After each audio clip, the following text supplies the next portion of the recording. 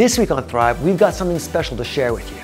We were hosted by Nike to experience the Prefontaine Classic a few weeks ago. But in order to do so, we also had to go to Nike's Zoom Camp, an intense 2-day training camp put on by Nike at the outskirts of Eugene, Oregon, to help new runners find their fast. With help from some of Nike's elite running coaches who put us through all manner of exercise drills at the legendary Hayward Field Track, most of the participants managed to shave considerable amounts of time off their fastest mile. The benefits of running are undeniable. It works your entire body from your shoulders to your toes, but it's also great for relieving stress, boosting your immune system, strengthening your bones and your lungs. And it tends to give runners a great sense of confidence. Additionally, it's probably got the lowest barrier for entry of any exercise.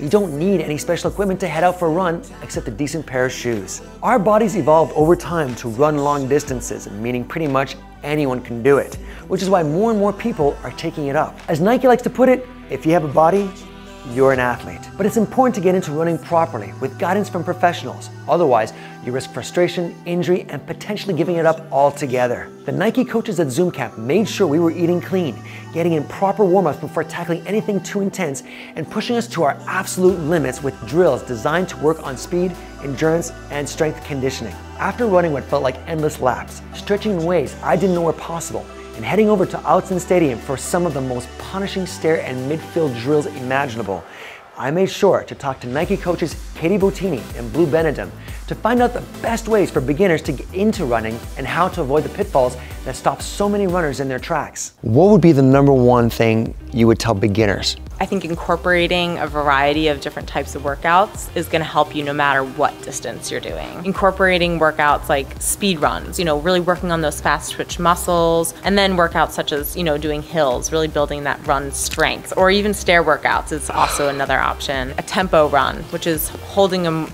a harder, uncomfortable pace for a certain amount of time. So running, to me, there's always a goal, there's always something to do, and it's very therapeutic. So what would be the most common mistakes beginners do when they take up running? I think doing too much, too soon, too fast. They get really excited about it. They watch the Prefontaine movie, whatever it is. I watch the Olympics. Oh, I'm gonna do that. They look great. They got great bodies. I'm gonna go run 10 miles, 5 miles, 2 miles, whatever it is. It's too much, too soon. So I think really it's okay to run for a half a mile and call that the day. Or when you're first getting into it, doing some walking and then doing some running and doing some walking intervals back and forth, that type of thing. So really taking it slowly, getting into larger amounts of, larger distances. What are the best ways to monitor or to manage my goals using apps or technology or trainers? I think that's a great question because so many people just go out and they run arbitrary distances at arbitrary speeds and they don't know why they're not getting better. So to really go after a goal and be specific about it is identifying what you're going to need to get there. So getting a good training program, you can find them online. Okay. Nike has a lot of 5K, couch to 5K plans, up to half marathon, marathon plans that you can follow along with. And then it's measuring it with your phone, like on an app, a running app, or with a watch like the Garmin, something like that.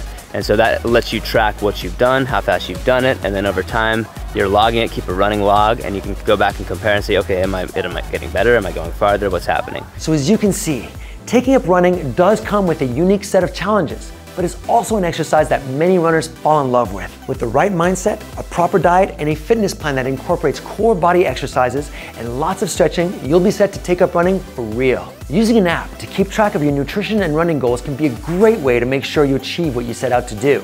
And partnering up with other runners can help you keep motivated to keep going. Like we said earlier, the health benefits of running are almost too numerous to count. You can do it just about anywhere and it requires almost no upfront investment. So why not give it a go? Running could be just the thing to help you feel better and accomplish your fitness goals. So don't just live, thrive.